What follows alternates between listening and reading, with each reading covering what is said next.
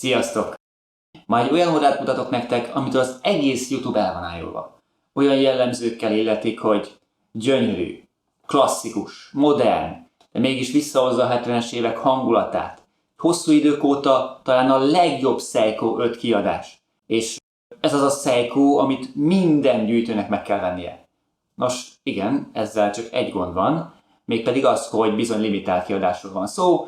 A gyártó mindössze 15.555 darabot szánt a földnevű bolygó lakosai számára, és bár ez a szám soknak tűnik, mégis pillanatok alatt elfogyott az összes. De lássuk is, hogy tényleg annyira jó-e, mint a híre. Ezt az új Seiko SRPK 17-es referenciás számú órát a gyártó az 1968-as Seiko 5 megjelenésének 55. évfordulójára adta ki újra, hát szinte mondhatnám, hogy változatlan formában.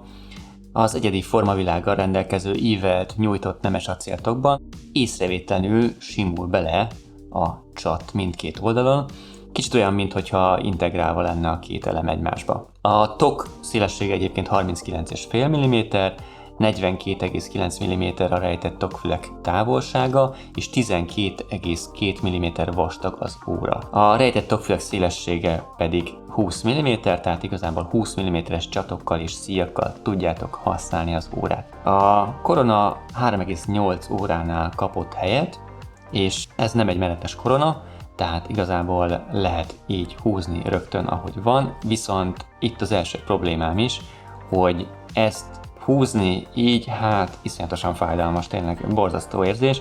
Ráadásul ugye, hogy kicsit nedves lesz, mondjuk megizzad a kis ujjad, akkor igazából csúszik és egyáltalán nem tudod húzni, viszont kényelmetlen, vág is, úgyhogy hát ez a korona nekem nem egy teli találat.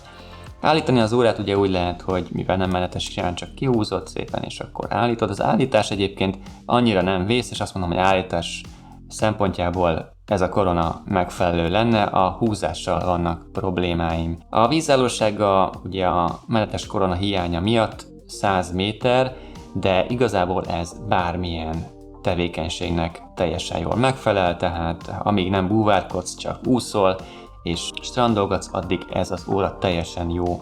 A lünettája az nagyon érdekes, ugyanis most nem egy klikkes lünettáról van szó, hanem egy csúszós, fokozatmentesen állítható lünettáról, és amint látjátok, itt én állítom be, hogy hova essen a lünetta, mindkét irányba tudom forgatni, és ezért van az, hogy sikerül úgy beállítani, hogy a 12 órás lumpötty a 12 órás indexhez essen tökéletesen, úgyhogy most ugye nem a Seiko múlik.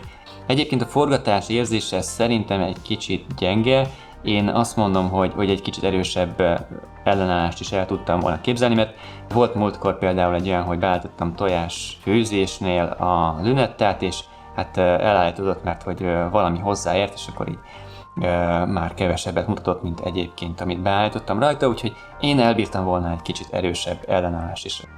De nagyjából ennyi. A lünetta kidolgozása egyébként nagyon szép, a szélei is tök jól meg vannak csinálva, ezek a kis rovátkák is teljesen jól megfoghatóak, jól lehet csúszásmentesen állítgatni, úgyhogy ezzel nincs is probléma. A lünetta betéte egyébként alumínium, tök szépen meg van festve, lumpötty benne világít a sötétben, úgyhogy ez így szerintem tök menő is. Az üvege egyébként egy Hardlex üveg, picit domború, és tök jól néz ki. Igazából itt azt nem értem, hogy miért nem tudtunk egy zafír üveget kapni, amikor a Citizen Tsuyosa-nak a modelljében zafír üveg található, ugye az egy 108 000 forint körüli óra, míg ez egy 155 000 forintos limitált példányszámú óra. Igazából itt szerintem meg lehetett volna ugrani a zafír üveget. A számlapja egyébként nagyon-nagyon menő, hozza ugye azt a 68-as Seiko 5-ös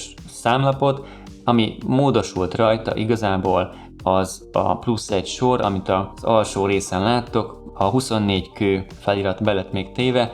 Szerintem egy picit már sok ez a felirat, én biztosan nem tettem volna be a helyükbe, 3 sor pont elég lett volna, nekem ez annyira nem jön be, de igazából tudok vele élni. A Seiko 5-ös embléma viszont nagyon-nagyon tetszik, ugyanis végre visszahozták a pajzsos Seiko 5-ös logót a kígyó helyett. Szerintem ez egy nagyon-nagyon jó ötlet, így hasonlít is ugye az elődjéhez. Az indexek egyébként rakottak, és világítanak a sötétben, ezek is nagyon-nagyon szépen hosszú ideig leolvashatóak, úgyhogy szinte egész éjszaka le tudod róla olvasni, mennyi az idő.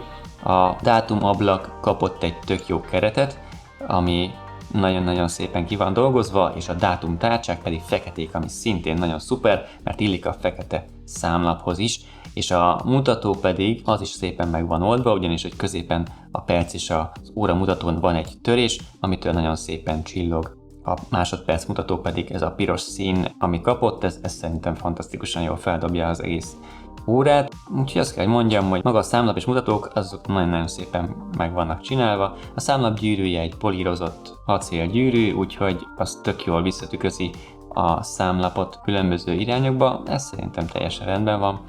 Egyébként a tokja is nagyon tetszik, ez a tokforma, ez szerintem tök jó, és ahhoz képest, hogy ugye ma a Seiko-ötösök hogy néznek ki, szinte mindegyik ugyanolyan, csak a színe változik nagyjából. Ez a tok, ez tényleg egy tök szép formavilágú, nagyon kellemes és hordható. A szerkezete egyébként egy 4R36-os automata másodperc stoppos, 41 óra járás tartalékkal bíró szerkezet.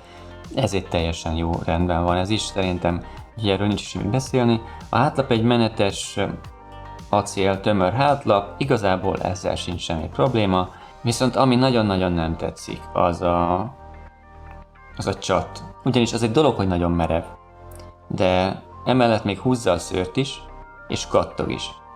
Tehát, hogyha megnézitek, akkor ugye behajlítva rendben van, de ha visszahajlítod az órát, akkor itt van egy ilyen rés, ez itt nem szűnik meg, olyan, mintha beakadt volna, és ez így kattog, hogyha így megnyomom, akkor visszaugrik a helyére, de alapvetően úgy marad. És így nem tudom, hogy mitől van ez, de ott valami probléma van, és egyszerűen nem megy vissza a helyére, így be kell nyomni. És ilyen kattogós érzés van, ez roppant zavaró szerintem. A másik zavaró dolog egyébként meg az, hogy az egyik oldalát, ha megnézitek a csatnak, akkor az szépen görbül. Egész jól felveszi a csuklónak az ívét, a másik oldala pedig, hát az egyszerűen nem, tehát annyira merev, most megmutatom nektek, tehát ez itt szépen görbül, és tökre tehát hogy nagyon szép íves. Ez egyszerűen nem akar, tehát annyira furcsa, én nem tudom, hogy ez most egy gyártási probléma-e, vagy az összes modellen így néz ki, de hogy ez itt nem hajlik, ezt nem is értem. Tehát, hogyha itt oldalt meg tudták oldani, hogy ezen az oldalon szépen görbül, akkor ezen az oldalon miért nem tudták megoldani? Ezt egyszerűen nem értem meg. És hogyha felveszed az órát, akkor így nagyon furán néz ki, ugyanis ez itt egy ilyen merevség miatt itt a csatzárat picit hegyessé teszi, és ilyen furcsán eláll az óra is. Mindjárt megmutatom a csuklomon is, de hogy ez szerintem egy nagyon nagy probléma, és nekem ez őszintén annyit jelent, hogy ettől az órától én meg fogok válni, mert egyszerűen ez így nem működik. Pedig annyira klasszul néz ki a felépítése, és ez a szemek, ahogy egybe mennek. Nagyon-nagyon jól néz ki. A csatzár is, hát egy préselt acél csatzárról van szó, 2 mikroállítási lehetőséggel, de igazából nincs vele probléma. Kicsi, kompakt, van rajta Seiko felirat, tehát hogy igazából ezzel még nem is lenne gondom, de ez a két oldal különbsége, ez egyszerűen, ezt nem tudom, hogy mire véljem. Meg is mutatom akkor, milyen a csuklomon. Így néz ki. Egy 18 centis csuklón. Egyébként nagyon-nagyon szexi, szerintem nagyon szépen néz ki az óra. Ami furcsa, és amit mutatok is, hogy itt ugye, ha látjátok, akkor így eláll, és így egy ilyen hegyes vége lesz a csatzárnak, és ez mindenhol beleakad. És így bármit csinálsz vele, egyszerűen nem hozza azt az érzést, és itt nyom oldalt, ez a rész itt nem hajlik normálisan, és így reszel így a csuklódat oldalt, és egy ilyen furcsa nyomást érzel itt oldalt, és ez nagyon-nagyon nem komfortos, míg a másik oldalon látjátok, gyönyörűen rásimul a csuklómra.